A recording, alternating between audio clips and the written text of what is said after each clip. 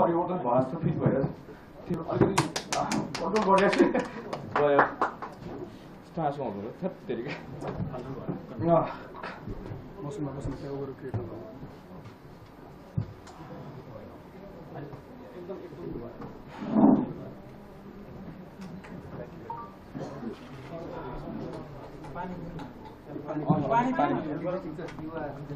अलि सुत्या छुइनँ कि म अनि त्यही गरेर मिस फिल गरेको छु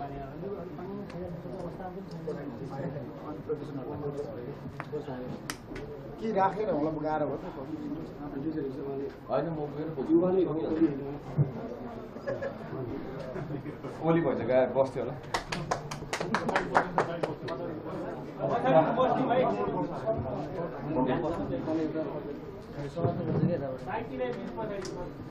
म सुरु गरेँ आई थिङ्क अब आँसु गरेर झरिसक्यो जस्तो लाग्यो त्यो एकदम धेरै देखेको छु नि त दोस्तों नमस्कार। दोस्तों आज के वीडियो में हम बात करेंगे हमारे देश पड़ोस का देश नेपाल के बारे में। नेपाल में इसमें राजनीतिक उथल पुथल काफ़ी मची हुई है। इसी महीने में जो पूर्व प्रधानमंत्री केपी ओली की सरकार को युवाओं के संघर्ष के चलते, विरोध के चलते, भ्रष्टाचार को लेकर जो आंदोलन किया गया था उसके चलते केपी ओली को इस्तीफा देना पड़ा और वहाँ पर अंतरिम सरकार भी बना ली गई है। लेकिन ऐसे हालात दिख नहीं रहे हैं कि नेपाल में अभी स्थिरता जल्द ही आने वाली है। अंतरिम प्रधानमंत्री के रूप में पूर्व मुख्य न्यायाधीश सुशीला कार्की को अंतरिम प्रधानमंत्री बनाया गया है। अभी 2-4 दिन हुए थे उनको प्रधानमंत्री बने कि उनके खिलाफ में भी बगावती सुर सुनाई देने लगे हैं। हामी नेपाल और जैन जेड संस्था के जो प्रमुख हैं 36 साल के युवक सुदान गुरुंग ने ये चेतावनी दे दी है कि अगर हम आपको समर्थन देकर प्रधानमंत्री बना सकते हैं तो आपको हम गद्दी से भी उतार सकते हैं। उन्होंने प्रधानमंत्री पर यह आरोप लगाया कि वो कुछ लोगों को समर्थन देकर जिस तरीके से ऐसे लोगों का समर्थन देकर मंत्रिमंडल में शामिल कर रहे हैं जिससे कि जैन जेड और हामी नेपाल को ऐतराज़ है। जो जिस तरीके से ओम प्रकाश आर्यल को होम मिनिस्टर के साथ साथ कानून मंत्री बनाया गया, इस बात को लेकर उनको काफ़ी दिक्कत है कि आर्यल को आपने होम मिनिस्टर और लॉ मिनिस्टर कैसे बना दिया। इसी के अलावा जिस तरीके से रामेश्वर कनखाल हैं उनको वित्त मंत्री बनाया गया है और कुलगाम घीसिंग को ऊर्जा मंत्री बनाया गया। इन 3 मंत्रियों के बनाने पर हामी नेपाल के संस्थापक सुदान गुरुंग ने ऐतराज़ जताते हुए कहा कि नेपाल में मनमानी नहीं चलने देंगे। यानी कि अभी प्रधानमंत्री पद पर सुशीला कार्की ने अच्छी तरीके से कमान भी नहीं थामी थी कि उनको उनके विरोध में भी बगावती सुर सामने आ गए हैं। ऐसा लग रहा है कि अभी जल्दी फिलहाल तो नेपाल में शांति बरकरार होने में अभी दिल्ली दूर वाली बात लग रही है। लग रहा है कि अभी शांति वहाँ पर होने वाली नहीं है क्योंकि नए प्रधानमंत्री और इंटरिम सरकार बनने पर भी लोगों में जो निराशा और क्रोध सामने दिख रहा है उससे लग रहा है कि ये सरकार भी गिर सकती है क्योंकि युवा जोश में है और युवाओं की वजह से केपी ओली की सरकार भ्रष्टाचार और जिस तरीके से देश में हालात दिख रहे थे, समस्याओं के अंबार नज़र आ रहे थे, उसको लेकर युवाओं ने जो सरकार के खिलाफ में आंदोलन छेड़ा उससे केपी ओली संभाल नहीं पाए और प्रधानमंत्री पद से उनको इस्तीफा देना पड़ा। पूरी सरकार के मंत्रियों के खिलाफ में जो लोगों में गुस्सा था उसको लेकर युवाओं ने, आंदोलनकारियों ने पूरे नेपाल में आग लगा दी। सरकारी भवनों के साथ साथ सरकारी मंत्रियों के आवास, होटल और ऐसे बहुत सारे जो ऑफिसेस थे, फर्नीचर थे, बिल्डिंगें थी, उनमें आग लगा दी। इससे साफ जाहिर हो रहा है कि वहाँ नेपाल में जो इस समय हालात हैं वो सरकार संभालने में अक्षम दिख रही है। अभी फ़िलहाल 2 ही 4 दिन सरकार बने हुए हैं और वहाँ के हालात नियंत्रण से बाहर दिख रहे हैं। फ़िलहाल तो वहाँ नेपाल में सेना लगा दी गई है और ये कहा गया है किसी भी उपद्रवी को देश की जो संपत्ति को नुकसान पहुंचाने की इजाज़त नहीं है। अगर ऐसा कोई करता है तो उससे सख्ती से निपटा जाएगा।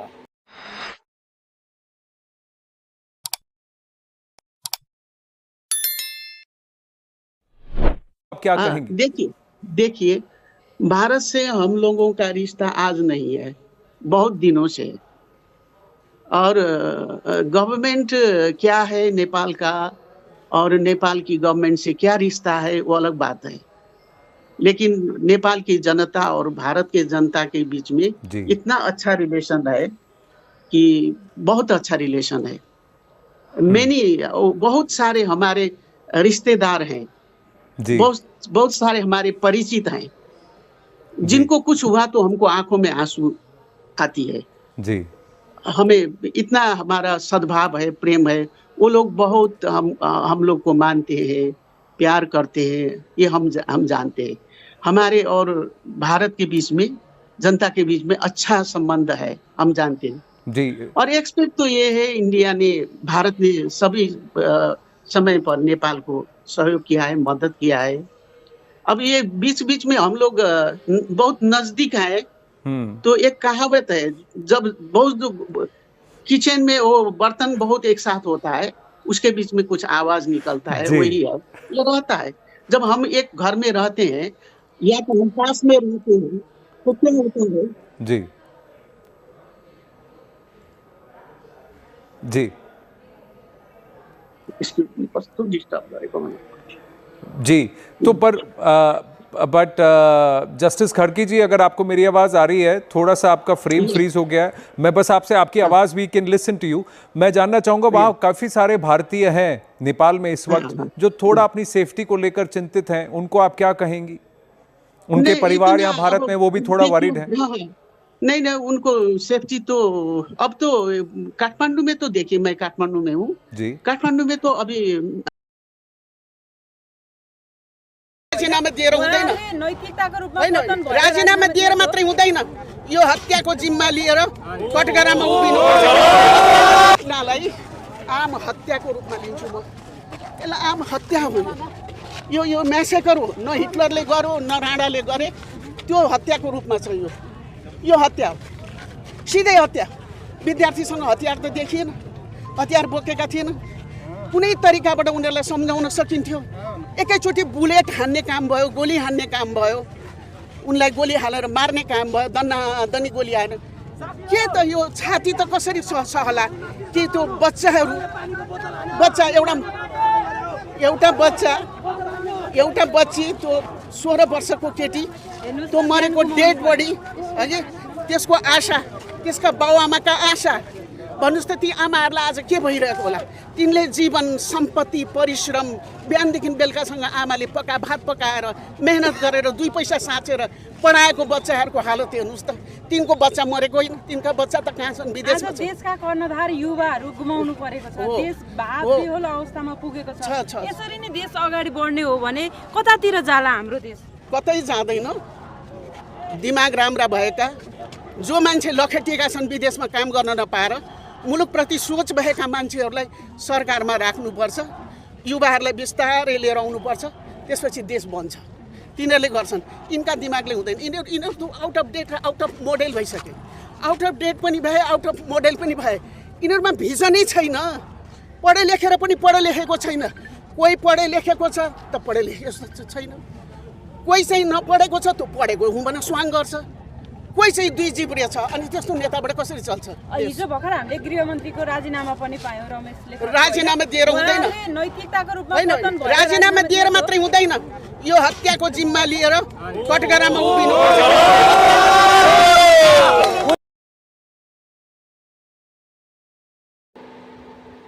36 साल के सुदान गुरुंग 2015 में उन्होंने हामी नेपाल नाम की एक संस्था बनाई जिसका काम था समाज के सामाजिक उत्थान करना, करप्शन और अनीति के खिलाफ में आंदोलन खड़ा करना था। और वो इस मामले में पूरे नेपाल में जाने गए कि इतनी कम उम्र में एक युवक ने ऐसे गंभीर विषयों पर आवाज़ उठाने की कोशिश की। और फिलहाल तो वो एक गैर राजनीतिक दल संस्था के रूप में उन्होंने काम शुरू किया। सामाजिक जो कुरीतियाँ थीं उनको दूर करने के लिए उन्होंने हमेशा आंदोलन किए। और 2016 में जब शिक्षक भर्ती घोटाला हुआ तब उन्होंने राजनीतिक रूप से इसका जमकर विरोध किया। और तब पूरे नेपाल में सुदान गुरुंग का नाम जाना माना हो गया और वो धीरे धीरे राजनीति की ओर भी अग्रसर हो गए और राजनीति में भी पहल शुरू की। इतना ही नहीं, उन्होंने राजनीतिक चुनावों में भाग लेकर अपनी अहमियत को भी साबित कर दिया और चुनाव के दौरान उनको काफ़ी सफलता भी मिली, लेकिन इतनी सफलता नहीं मिली कि वो सरकार बना पाते। इस वजह से केपी ओली को मौका मिला और उन्होंने देश में अपनी सरकार शेर बहादुर देउवा के साथ मिलकर बना ली। लोगों में इस बात का गुस्सा था कि पिछले 15-20 साल से शेर बहादुर देउवा, केपी ओली और प्रचंड की तरह पुष्पकमल दहल के तीनों ही मिलकर बारी बारी से सरकार बनाई थी। इससे जनता में काफ़ी रोष था। जनता का ये कहना था कि तीनों ही अपने घाल मिल करके सरकार बनाते हैं, जिनको कि जनता के सरोकारों से कोई भी मतलब नहीं। देश में गरीबी बढ़ रही, असमानता के हालात थे, बेरोजगारी पर सरकार का कोई ध्यान नहीं था, किसान, युवा और हर तरीके से पूरे समाज में लोग परेशान थे सरकार से। इस बात का गुस्सा इस महीने के 4 तारीख के बाद से सामने आ गया और पूर्व प्रधानमंत्री केपी ओली के खिलाफ में जब युवा सड़कों पर उतर गए तब उनको मजबूरन हालात के आगे घुटने टेकने पड़े और उन्होंने प्रधानमंत्री पद से इस्तीफ़ा दिया। वो भी तब जबकि जो सेना के नायक थे, सेना अध्यक्ष थे, उन्होंने उनको सलाह दी या उनको कहा कि आप इस्तीफ़ा दीजिए। इस तरीके से केपी ओली ने इस्तीफ़ा दिया और अब पूर्व मुख्य न्यायाधीश सुशीला कार्की को नेपाल का अंतरिम प्रधानमंत्री नियुक्त किया गया है।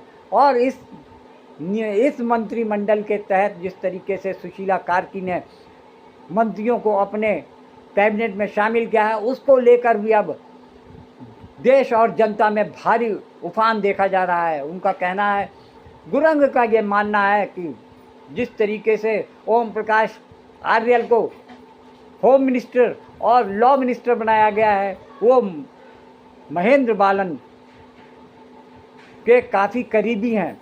इस तरीके से उनको जो नए मंत्रिमंडल से सुदान ने अपनी आपत्ति जताई है और उन्होंने खुलेआम सरकार को के साथ साथ प्रधानमंत्री सुशीला कार्की को भी ये चेतावनी दे दी है कि अगर आप अपनी मनमानी करती हैं तो आपके खिलाफ भी हम सड़क पे उतरेंगे और आपकी सरकार को गिराने में हम देर नहीं करेंगे। And there's a twist now in the political transition in Nepal, with the Gen Z now proposing a new name. And the new name is that of Kulman Ghising, who is the former chief executive of Nepal's electricity authority. Remember, earlier the frontrunners were Kathmandu Mayor Balendra Saha, who refused to take up the role, and then the attention shifted to former Chief Justice Sushila Karki, but there are roadblocks.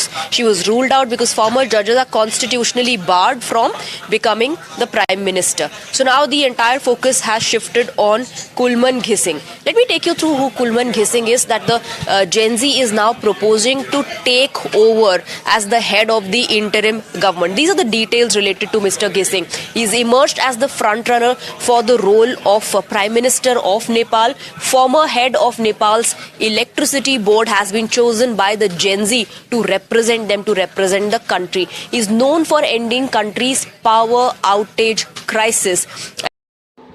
अब जो तीनों का कांग्रेस की बड़ी पार्टियां हैं, जैसे कि नेपाली कांग्रेस और CPN UML के साथ साथ माओवादी सेंटर, इन तीनों के अंदर जो अंदर ही अंदर उथल पुथल मची है। अब लोगों को ये एहसास हो गया कि पिछले काफ़ी सालों से जो पार्टियों के अध्यक्ष हैं वो अपनी मनमानी करके देश को चलाने के साजिश रचते हैं और देश की जनता के जो सरोकारों से जुड़े हुए मुद्दों पर वो कान भी नहीं धरते। उनको लगता है कि सरकारें अपने फ़ायदे के लिए, अपने मौज मस्ती के लिए सरकारें एक दूसरे के दलों के साथ मिलकर सरकार बन जाती है और प्रधानमंत्री और मंत्रिमंडल में शामिल लोगों के अलावा बड़े पदों पर पार्टी कार्यकर्ता या नेता जो हैं उनके वो ऐश की ज़िंदगी गुजारते हैं। उनके बच्चे विदेशों में शानदार जीवन जीते हैं और उसके साथ साथ आलीशान ज़िंदगी जीने के साथ साथ वो उस चीज़ को एंजॉय करते हैं। वहीं देश में जो आम जनता है, गरीब जनता है, जो समस्याओं को झेल रही है और उनसे जूझ रही है, उनके खिलाफ, उनके प्रति सरकार कोई भी फैसले लेने की इच्छा नहीं जताते। उनको ये लगता है कि ये सरकार बनेगी तो हम तीन पार्टियों के मिलने से बन जाएगी, देश की जनता के बारे में सोचने की कोई ज़रूरत नहीं है। यही वजह है कि अब नेपाल में क्रांति के रूप में जिस तरीके से युवाओं ने क्रांतिकारी कदम उठाते हुए केपी मलिक की सरकार को गिरा दिया, केपी ओली की सरकार को गिराया, अब हर राजनीतिक दल में ये आवाज़ उठने लगी है। जो पुराने उच्च पदों पर लोग बैठे हैं, पार्टी पर शासन कर रहे हैं, उनको भी अपने पदों से इस्तीफा देना चाहिए और अगली युवा पीढ़ी को कमान थमानी चाहिए ताकि देश के युवाओं की समस्याओं और आवाम की समस्याओं के मूलभूत जो समस्याएं हैं उनके बारे में विचार करने के लिए ऐसे युवाओं को आगे करना चाहिए ताकि देश की हालात सुधर सके और देश के निवासियों का जीवन स्तर उच्च, यानी जीवन में आ रही समस्याओं के प्रति कुछ समाधान खोजा जा सके।